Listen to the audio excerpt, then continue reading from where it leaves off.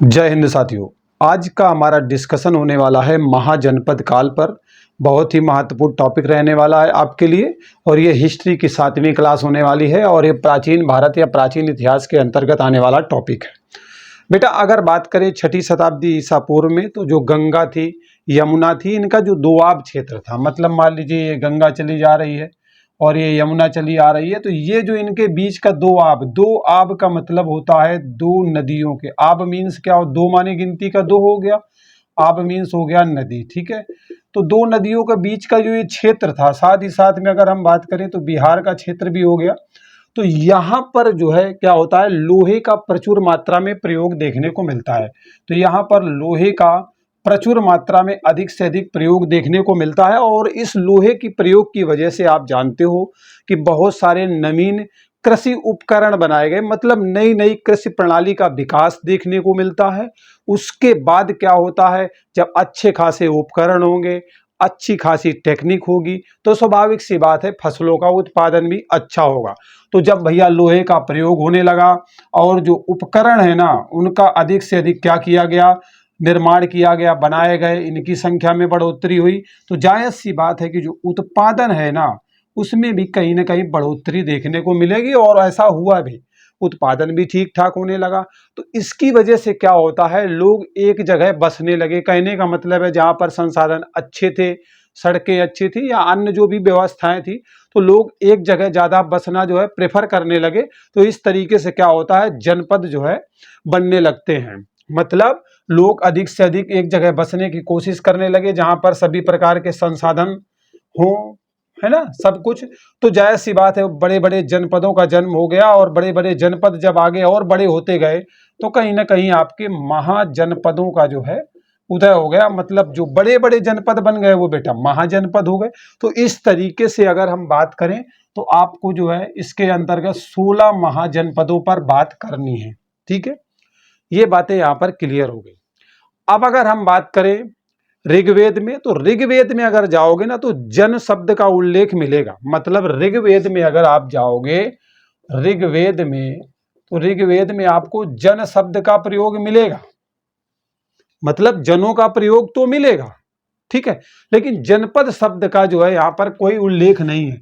मतलब जनों का उल्लेख है, जन का उल्लेख है, लेकिन जनपद का अगर उल्लेख आप देखो ना तो ऋग्वेद में आपको देखने को नहीं मिलेगा। ठीक, सर्वप्रथम जनपद शब्द का प्रयोग अब हुआ कहां पर, तो आपको ब्राह्मणों में देखने को मिलेगा। मतलब ये जो जनपद शब्द है ना, इसका सर्वप्रथम प्रयोग कहां पर देखने को मिला, तो ये बेटा आपको ब्राह्मणों में देखने को मिला। ठीक है, ब्राह्मणों में सर्वप्रथम जो है जनपद शब्द का प्रयोग देखने को मिलता है। ठीक है, इससे यही निष्कर्ष निकाला जा सकता है या निकलता है कि जनपदों का जो उदय है वो कहीं ना कहीं ब्राह्मण काल में हुआ होगा। ठीक है, कब हुआ होगा, तो ब्राह्मण काल में जो है, ब्राह्मण, देखो उल्टा लिखने में कितनी खराब राइटिंग बनती है ना, तो ब्राह्मण काल, ठीक है, ब्राह्मण काल में कहीं ना कहीं जो है आपके जनपदों का उदय हुआ होगा। ठीक है, अगर हम महात्मा बुद्ध पर जाएं तो महात्मा बुद्ध जी, ठीक है, गौतम बुद्ध जी के जन्म के पहले, मतलब इनका जन्म नहीं हुआ था, उससे पहले की बात कर रहा है। ठीक, भारतवर्ष 16 महाजनपदों में बटा हुआ था, जैसा कि मैंने आपको बताया। गौतम बुद्ध से जन्म के पहले भारतवर्ष 16 महाजनपदों में बटा हुआ था। ठीक, यहां तक कोई डाउट नहीं होगा, बिल्कुल अच्छे से समझ में आ गया होगा। ठीक है, अब यहाँ पर एक बात और जान लेते हैं। अगर हम बौद्ध धर्म पर पहुंच गए हैं, गौतम बुद्ध की हमने बात ही कर दी है, तो अब जरा जान लेते हैं कि बौद्ध ग्रंथ में कहाँ पे उल्लेख मिलता है महाजनपदों का। ठीक है, और जैन ग्रंथों में कहाँ पर मिलता है। ठीक है, तो उस पर भी यहीं पर बात कर लेते हैं, जिससे कि अगर वहां से भी प्रश्न उठाए तो आपके नजर से बचने न पाए। ठीक, तो चलो इनमें मैं लिख देता हूं यहीं पर 16 महाजनपद हैं। ठीक है, चलिए अगर बात करें बौद्ध ग्रंथ की, ठीक, बौद्ध ग्रंथ, तो बौद्ध ग्रंथ कौन सा है बेटा, उसका नाम है अंगुत्तर निकाय। क्या नाम है बेटा, अंगुत्तर निकाय। ठीक है, यहां पर 16 महाजनपदों का उल्लेख देखने को मिलेगा, मिलता है। अब अगर मन में प्रश्न हो कि बौद्ध तो बता दिया, जैन ग्रंथ की बात कर लो, तो जैन ग्रंथ है बेटा आपका, उसका नाम है भगवती सूत्र। क्या नाम है? भगवती सूत्र। ठीक है, इसमें भी आपको 16 महाजनपदों का उल्लेख देखने को मिलेगा। तो बहुत बार प्रश्न पूछा गया है कि किस बौद्ध ग्रंथ में 16 महाजनपदों का उल्लेख देखने को मिलता है या किस जैन ग्रंथ में मिलता है, तो अब आप गलती नहीं करोगे। ठीक है, अगर हम बात करें महाजनपदों के उदय के कारणों की, तो हम देखेंगे कि उत्तर वैदिक काल में जो आर्थिक परिवर्तन होता है, साथ ही साथ में युद्ध के जो उपकरण हैं उनमें लोहे का अधिक से अधिक प्रयोग देखने को मिलता है। तो कहीं ना कहीं क्या होता है ना, क्षेत्रीयता की भावना आने लगती है कि हम इस क्षेत्र में राज्य करेंगे, हमारा बोलबाला जलजला होना चाहिए। तो लोग इकट्ठा आने लगते हैं, तो क्षेत्रीयता का विकास होने लगता है। और क्षेत्रीय राज्यों के अंतर्गत 2 प्रकार के राज्य देखने को मिलते हैं। मतलब कहीं ना कहीं उत्तर वैदिक काल से अगर हम लेकर के चलें, तो आप जब उत्तर वैदिक काल में जाओगे, ठीक है, तो यहाँ पर लोहे का प्रयोग तो होने लगा था। ठीक, और इसके बाद क्या हुआ, जो युद्ध हुआ करते थे उनमें ठीक ठाक जो उपकरण थे, जो भी आपके औजार हथियार थे, उसमें अधिक से अधिक जो है लोहे का प्रयोग होने लगा। और इसकी वजह से क्या हुआ, क्षेत्रीयता का जन्म हो गया। क्षेत्रीयता का क्या हुआ, बोलबाला होने लगा, मतलब विकास होने लगा, बढ़ोतरी होने लगी क्षेत्रीयता में। ठीक है, लोगों के अंदर ये भावना पनपने लगी कि भैया एकजुट होने में फायदा है, एक लकड़ी को तो सब तोड़ देगा, 4-6 एक साथ होंगे तो तोड़ने में थोड़ी मुसीबत होगी।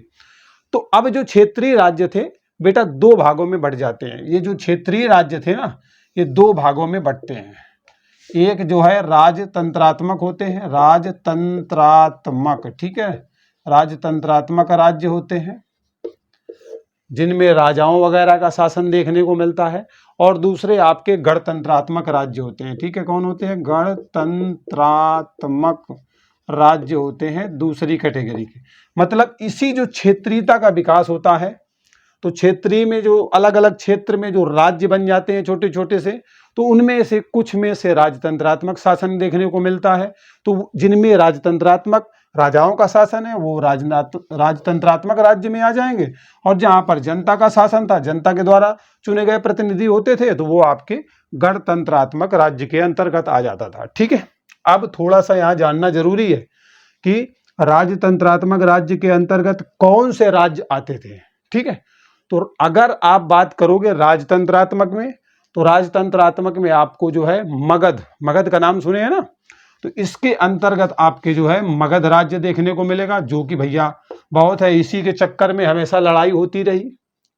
कौशल का नाम सुने होंगे, ठीक है, कौशल महाजनपद का नाम सुने होंगे, कुरु महाजनपद का नाम आप सुने होंगे, जानते हैं ना। अवंती पांचाल का नाम सुना है कि नहीं सुना है? अवंती हो गया, पांचाल का नाम सुना होगा, बताओ अवंती पांचाल का नाम सुना है? मत्स्य गांधार का नाम तो सुना होगा ना, मत्स्य हो गया, गांधार हो गया, ये सारे के सारे जो है जो क्षेत्र थे, यहाँ पर राजतंत्रात्मक राज्य देखने को मिलता है, मतलब राजाओं का राज्य देखने को मिलता है।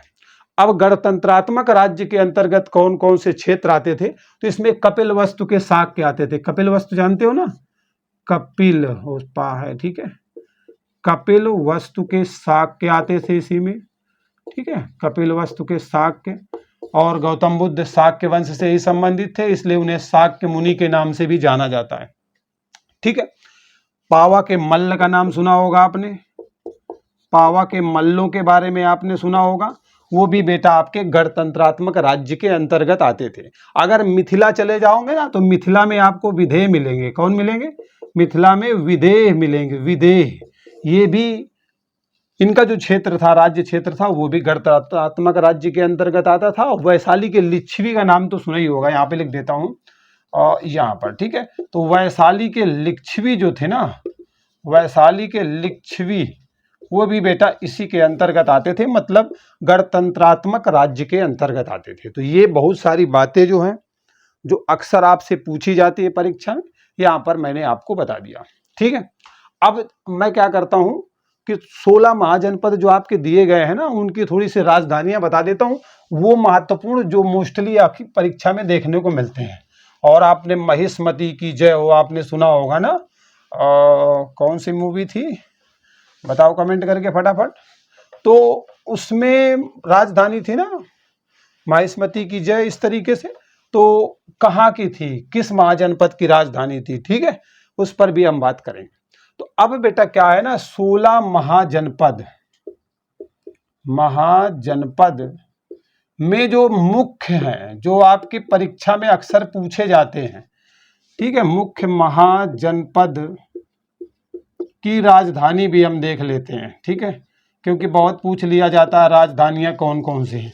मतलब 16 महाजनपदों में से जो मुख्य महाजनपद हैं, जो मोस्टली आपसे परीक्षा में पूछे जाते हैं, उनकी राजधानियों पर हम डिस्कशन कर लेते हैं। अगर हम बात करें मगध की, तो मगध के बारे में तो भैया कौन नहीं जानता है, ठीक है। तो मगध महाजनपद की राजधानी गिरिव्रज थी। क्या नाम था, गिरिव्रज, ठीक है, गिरिव्रज थी, इस तरीके से नहीं, इस तरीके से, या फिर गिरिव्रज थी या फिर राजगृह थी। क्या थी, राजगृह, ये राजधानी थी, ठीक है। दोनों ध्यान रखना, ये राजधानियां कहाँ की थी, तो मगध महाजनपद की ये राजधानियां थी। ओके, अगर वत्स महाजनपद की बात करें, वत्स महाजनपद, ठीक है, ये भी इंपॉर्टेंट है, पूछा जाता है। तो इसकी राजधानी कौशाम्बी थी। क्या थी बेटा, कौशाम्बी, ये आपके जो है वत्स महाजनपद की राजधानी थी।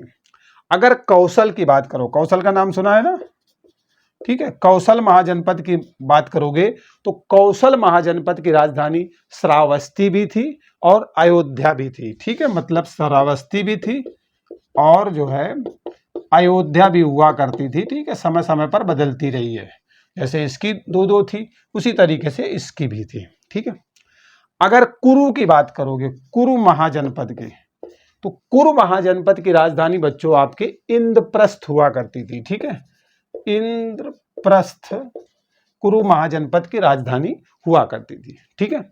अवंती महाजनपद पे अगर हम चलें, अवंती, ठीक है, अवंती ऐसे करके लिख लो या फिर मात्रा अंदर करके लिख लेना, ठीक है। तो अवंती महाजनपद की जो राजधानी थी वो उज्जैनी थी। क्या थी, उज्जैनी, ठीक है, उज्जैनी थी या फिर महिष्मती थी। क्या थी, महिष्मती, जय हो महिष्मती की, है ना।